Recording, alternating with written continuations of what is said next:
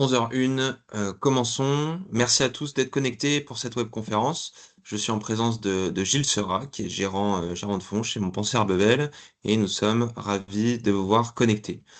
Très rapidement, Montpensier Arbevel, société de gestion indépendante, 6,5 milliards d'euros d'encours sous gestion, avec 25 gérants de portefeuille travaillant sur 4 expertises différentes, dont les taux. Les taux qui représentent aujourd'hui un peu plus de 1 milliard d'euros d'encours. Gilles, tu fais partie de cette expertise, tu co-gères le fonds M All Weather Bonds. Est-ce que tu peux nous présenter l'équipe, s'il te plaît? Oui, avec plaisir. Donc, pour gérer ce fonds dédié à 100% sur ce produit, on est deux. Charlotte Davin, qui a 10 ans d'expérience sur les marchés, et moi-même.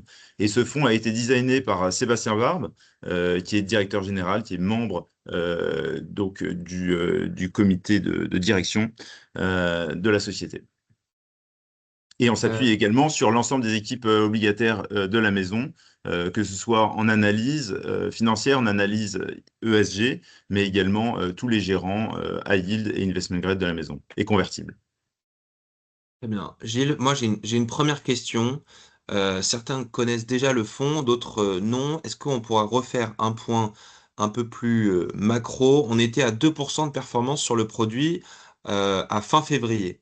Aujourd'hui, nous sommes à moins 0,5. Est-ce que tu peux nous Mhm. expliquer ce qui a bien fonctionné en ce début d'année et ce qui a été également chahuté par le conflit avant de présenter la stratégie de manière globale dans un second temps? Ouais, tout à fait. C'est vrai qu'en janvier-février, on avait cette thématique très forte autour de l'intelligence artificielle et de son côté désinflationniste. Vous vous rappelez sans doute toutes les discussions autour de la société Anthropic et Claude qui allaient faire baisser les coûts de manière très importante. Et on a vu des investisseurs anticiper une inflation beaucoup plus faible sur les prochaines années et donc des taux qui ont fortement baissé, ce qui a beaucoup aidé le fonds, hein. On a eu des très belles performances sur tous les emprunts d'État, mais également on a vu des belles performances sur le crédit avec voilà, des primes de risque qui se sont bien comportées sur la période. Voilà, ça a été vraiment une période très, très propice. La guerre, bien sûr, est venue chambouler complètement toutes ces thèses, puisque d'un coup, on s'est retrouvé avec un pétrole beaucoup plus cher. Et donc, les investisseurs ont revu considérablement à la hausse leurs anticipations d'inflation. Et donc, on se retrouve finalement avec des taux qui ont été pris complètement à revers et ont remonté de manière très brutale. Bon, pour vous donner un peu une idée, sur le 5 ans allemand, on avait baissé d'une vingtaine de points de base entre janvier et février. Et on s'est tendu de 50 points de base juste sur le mois de mars. Donc ça a été extrêmement brutal comme retournement de situation. Et donc le fonds a été pénalisé par son exposition à la duration, aux emprunts d'État concrètement sur le mois de mars, mais également pénalisé par ses expositions sur le crédit qui a, ça et là, un peu souffert du retour de l'aversion au risque qu'on a pu voir sur les marchés financiers. Très bien. Merci beaucoup pour ce récapitulatif d'introduction. Maintenant, passons concrètement au fond, à la stratégie. En quelques mots, est-ce que tu peux nous la présenter, s'il te plaît? Oui, ML Weather Bond, c'est un fonds obligataire total return. L'idée, c'est de chercher à faire de la performance dans les différents environnements de marché. Et pour ça, on s'appuie sur trois grandes catégories d'investissement, trois thèmes. Le premier thème, c'est tous les emprunts d'État, toutes les stratégies autour des emprunts d'État, qui ont l'avantage de plutôt avoir tendance à bien performer dans des environnements de croissance un peu plus faibles, où voilà, les banques centrales vont avoir tendance à baisser les taux pour relancer l'activité économique. Et donc, les emprunts d'État, globalement, performent plutôt bien dans ce type d'environnement macroéconomique. Deuxième catégorie de stratégie, toutes les stratégies de crédit. Là, c'est le crédit aux entreprises, principalement. Un crédit qui va avoir tendance à bien performer, lui, plutôt dans des environnements de croissance assez favorables, puisque les entreprises font des profits et donc ont beaucoup moins de difficultés à rembourser leurs dettes dans ces environnements. Donc, des stratégies qui viennent bien se compléter. Ensuite, on vient diversifier encore une fois avec deux autres stratégies supplémentaires qui sont les devises et les obligations convertibles, un savoir-faire très fort de Montpensier Bevel. Est-ce que tu peux nous expliquer comment la volatilité vous aide au quotidien sur la stratégie pour aller chercher de la performance? Ouais, alors ce qui est assez intéressant, c'est que bah, voilà, pendant des années, les marchés obligataires ont été assez ennuyants sur les emprunts d'État. On avait très peu de volatilité avant le Covid, on se rappelle, des taux qui étaient en territoire négatif même. Et depuis 2022, on a retrouvé des taux assez élevés et une volatilité surtout qui est beaucoup, beaucoup plus élevée. Puisque depuis le lancement du fonds, vous voyez que les taux allemands ont oscillé entre 3 et 2%, ce qui est quand même un range assez important. Et donc, l'idée d'avoir un fonds total return est parfaitement adaptée à cet environnement, puisque ça nous permet, nous, d'aller piloter nos expositions et de pouvoir tirer profit de cette volatilité, ce qui sera ce qui sera impossible à faire dans un fonds, typiquement un fonds à maturité ou un fonds benchmarké. On ne pourra pas profiter de cette volatilité. Donc, un exemple, par exemple, sur le directionnel obligataire, fin 2023, les investisseurs ont anticipé jusqu'à 8 baisses de taux de la BCE et de la Fed. Nous, on était en désaccord avec ce scénario. On trouvait que ça ne correspondait pas aux fondamentaux économiques. Et donc, on s'est positionné vendeur, donc à la hausse des taux, et on a profité donc de la hausse des taux sur l'année 2024. Donc voilà, cette flexibilité, elle se manifeste aussi sur notre exposition sur les classes d'actifs de type crédit. Là, même très récemment, hein, sur les obligations convertibles, on avait une exposition très très faible en rentrant dans le conflit. On était descendu autour de 3% du portefeuille. Et là, on a remonté à 7% du portefeuille au fur et à mesure de la baisse des marchés pour pouvoir se ressensibiliser sur cette classe d'actifs qui offre maintenant des valorisations qu'on trouve très intéressantes. Très bien, donc si je comprends bien, la volatilité vous aide au quotidien pour aller chercher de la performance. Est-ce qu'on pourrait revenir sur les différentes stratégies, les emprunts d'État, le crédit dans un second temps et enfin la diversification? Est-ce que tu peux détailler ces stratégies qui sont à votre disposition pour aller chercher du rendement? Oui, tout à fait. Donc, les principales stratégies sur les emprunts d'État, c'est surtout ce qu'on va faire sur les emprunts d'État de la zone euro et sur les obligations internationales. Donc là, on parle sur la zone euro, bah, c'est beaucoup les taux allemands, hein, ce qu'on pense des taux allemands. Et sur tout ce qui est dette internationale, on va se positionner sur les grands pays, typiquement les États-Unis, le Royaume-Uni, le Japon, l'Australie. Vous voyez vraiment les pays du G10, G20 voilà, sur lesquels on a des dettes profondes et très liquides. Sur le crédit, sans rentrer dans le détail, on fait des choses très classiques, hein, de l'investment grade, du high yield, des financières, sur lesquelles on trouve vraiment de très belles opportunités. J'avais parlé de la diversification, mais là, j'ai envie de m'attarder un peu sur la 14e stratégie, les liquidités, qui pour nous est une stratégie essentielle. C'est pas du tout quelque chose d'accessoire. Nous, on gère vraiment notre liquidité et on est très, très flexible sur notre liquidité. Pour vous donner une idée, on est monté jusqu'à 35-38% de cash dans le portefeuille avant-guerre. Et là, aujourd'hui, on est redescendu, on n'est plus qu'à 16% parce qu'on a vraiment déployé beaucoup de risques dans le fond. Donc, on a le cash, les liquidités en général sont pour nous une vraie stratégie d'investissement qui nous permet effectivement de lisser la volatilité dans le fond. Très bien, donc 14 stratégies et concrètement, quels sont les processus d'investissement qui font d'une idée de stratégie à une position moteur de performance dans le portefeuille? Quel est le process? Alors sur le process, on a une approche assez classique au niveau du top-down et bottom-up, c'est-à-dire qu'on a une approche top-down très macro, voilà, très fondamentale macro, qu'on vient compléter par une approche plutôt bottom-up de sélection de titres, en particulier sur le crédit. Mais la spécificité de ce produit réside plutôt dans le principe des 3 C, qui est vraiment la philosophie d'investissement autour de laquelle tourne vraiment l'ensemble de la gestion. Le principe des 3 C, l'idée, c'est de se poser vraiment les bonnes questions sur nos stratégies d'investissement. Et pour ça, on a 3 clés d'analyse. Le premier C, c'est la conviction.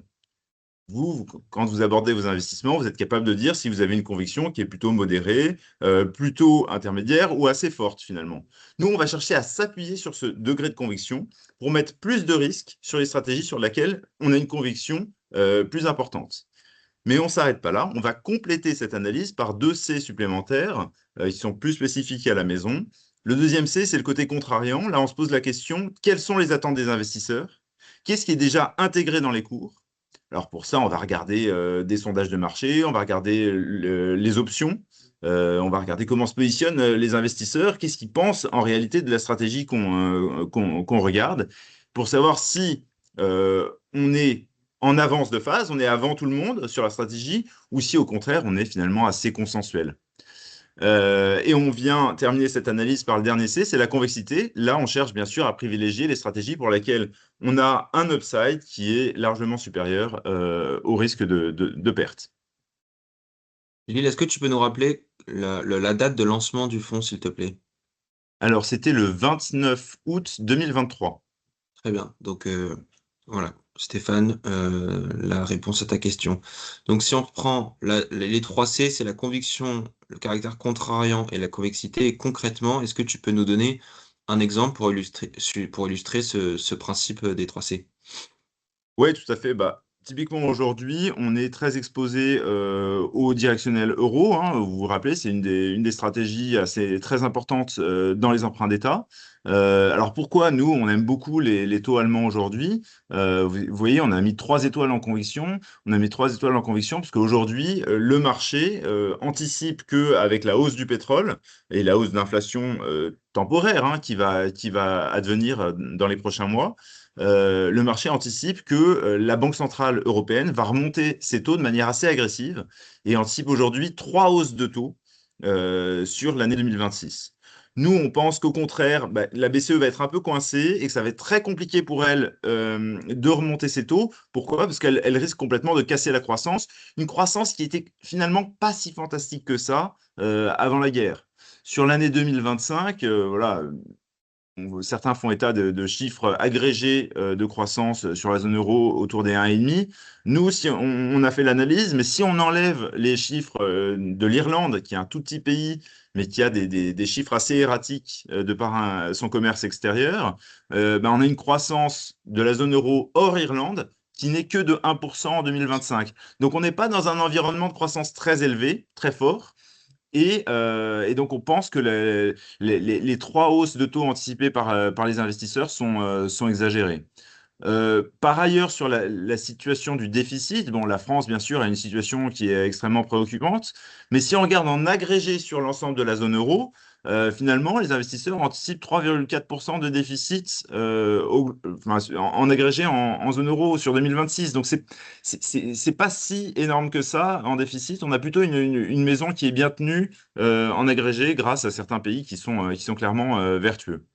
Donc au global, nous, on trouve que c'est une stratégie sur laquelle on a une bonne conviction. On pense qu'on est très très bien rémunéré pour le risque qu'on prend.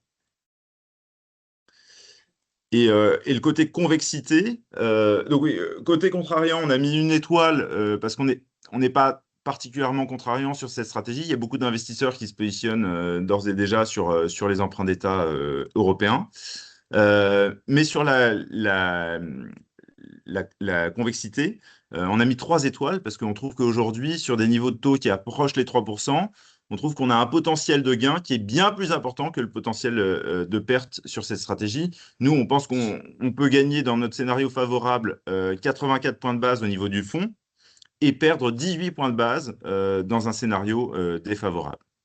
Ok, donc une bonne conviction sur ce directionnel euro avec une possibilité de gain de 84 points de base et même pas 20 points de base de perte. Est-ce que tu pourrais nous montrer sur le portefeuille global ce que ça représente, cette méthodologie des 3C et votre vision à moyen terme sur le potentiel de performance?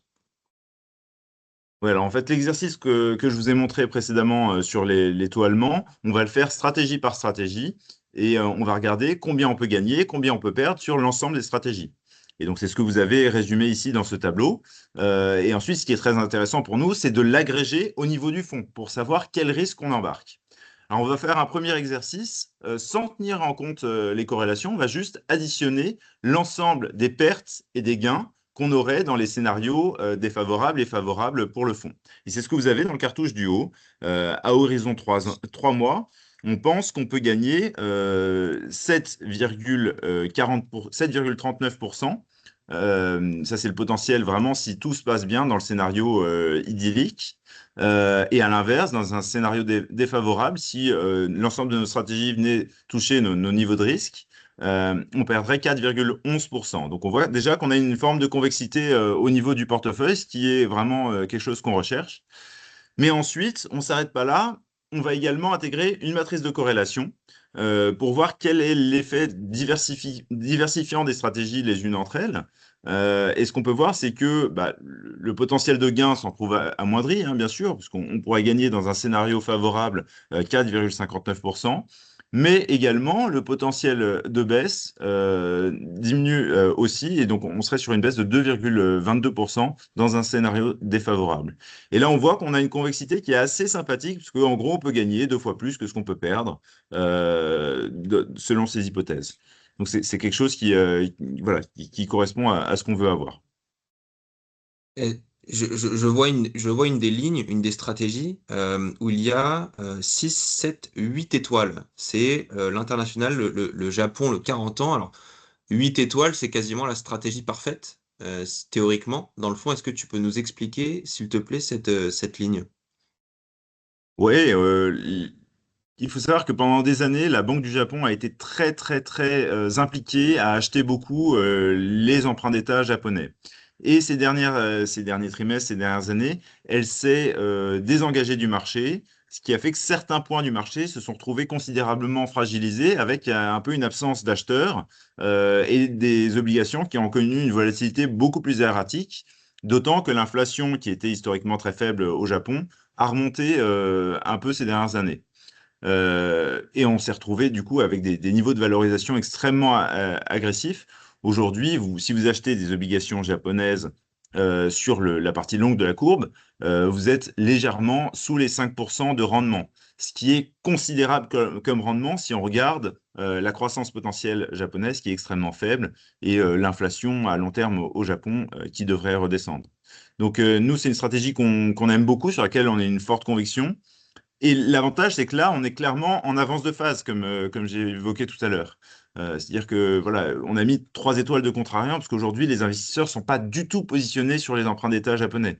Ils ont peur de l'inflation, ils ont peur du fait qu'il n'y ait pas d'acheteurs naturels sur ces papiers, et donc ils sont pas positionnés. Et en convexité, enfin, bah voilà, la valorisation fait qu'on a un potentiel de gain très important qui est largement supérieur au potentiel de baisse sur ces dettes-là. Et c'est ce qu'on peut voir ici sur ce qu'on peut gagner, à savoir 1 point de performance, et ce qu'on peut perdre 44 BP dans un scénario défavorable. Je reste sur cette slide et on a une question dans le chat. Quel est le pourcentage du fonds investi en high yield aujourd'hui? Alors aujourd'hui, en crédit high yield, on est autour de 10%. Et on a un peu de high yield à travers des dettes hybrides qui sont des dettes émises par des émetteurs investment grade. Typiquement, vous avez du Total, vous avez du Orange, ce type de nom, mais qui vont émettre des dettes subordonnées hybrides, lesquelles sont notées high yield pour partie. Donc on a également une exposition high yield via ces hybrides. Le crédit high yield aujourd'hui dans le fond, c'est principalement des entreprises européennes, Oui, clairement. pas d'entreprises émergentes. Non, pas d'entreprise émergente sur le crédit. Très bien.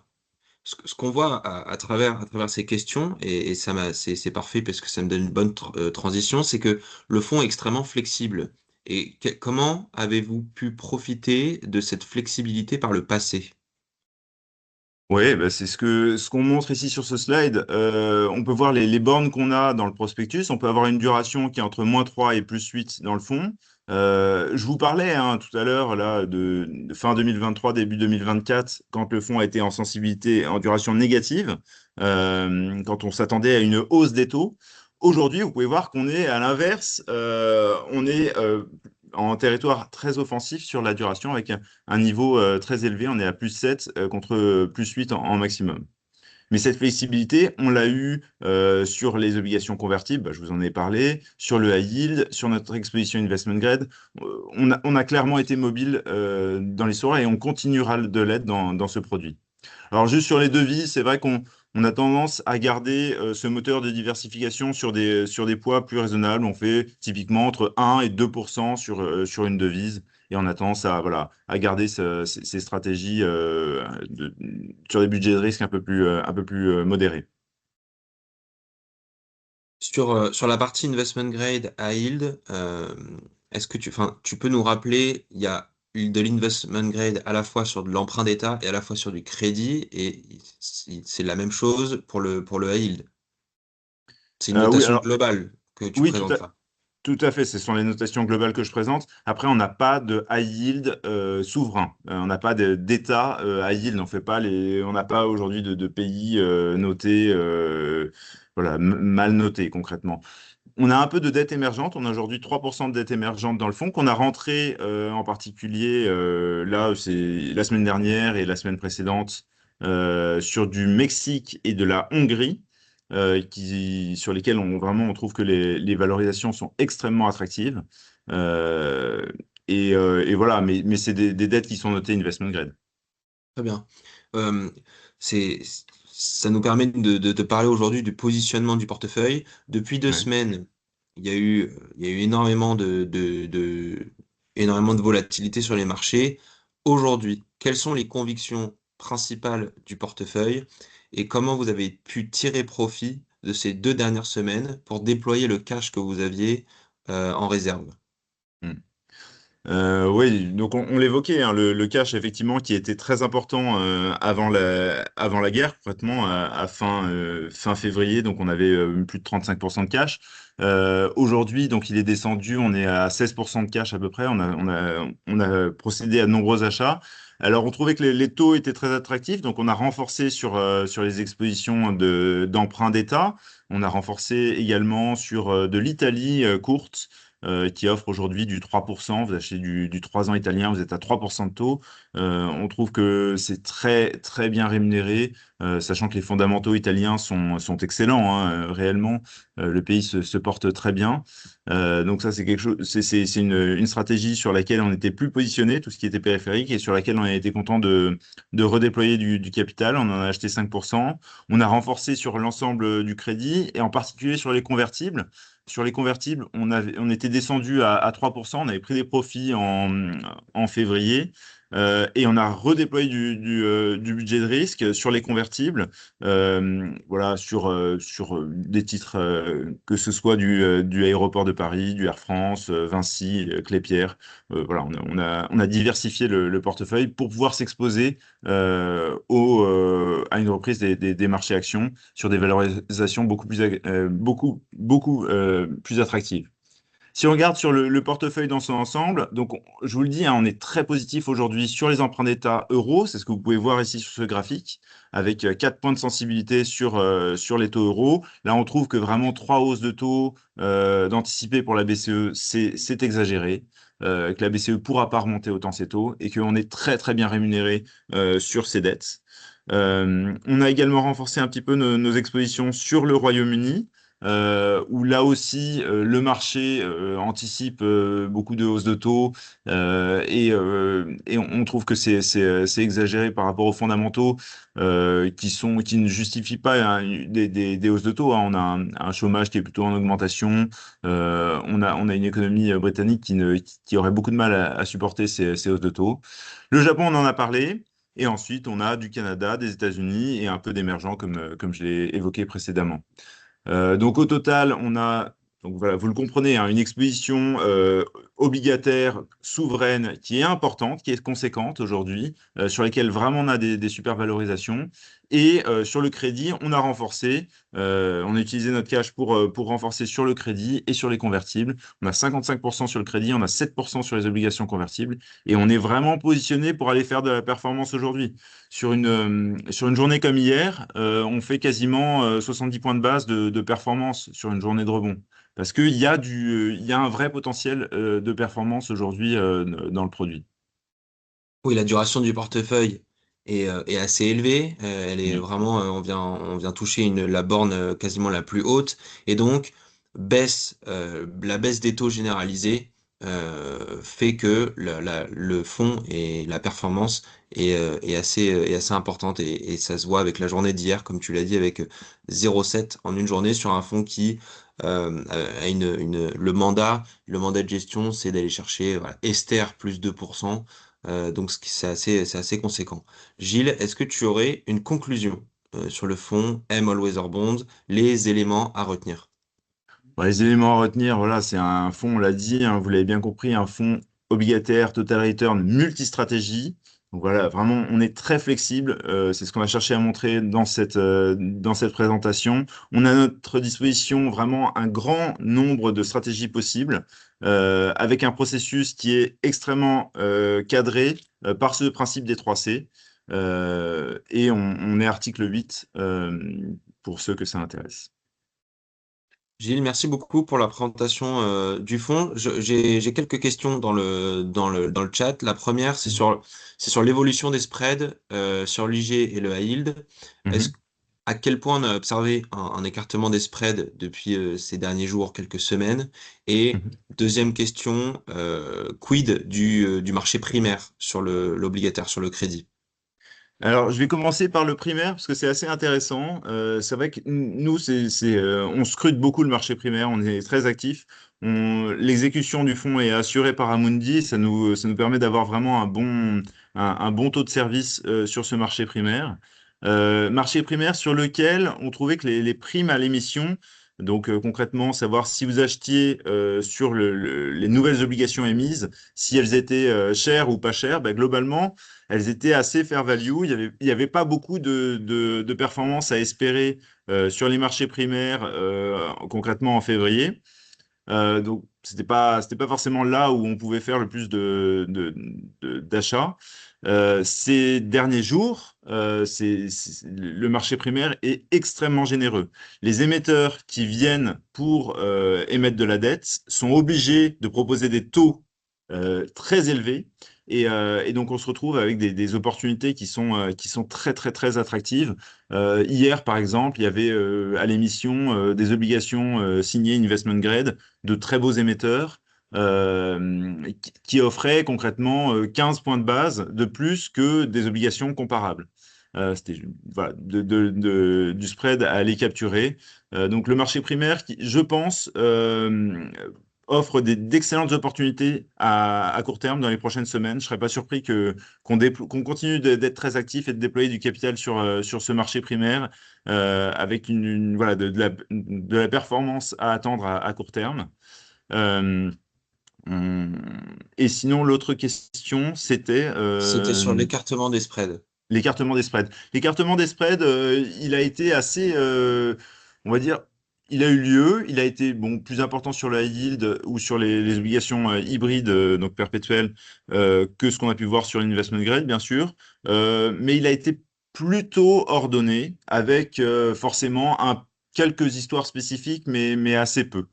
Globalement, un marché du crédit qui, je trouve, se comporte plutôt bien. Se comporte plutôt bien.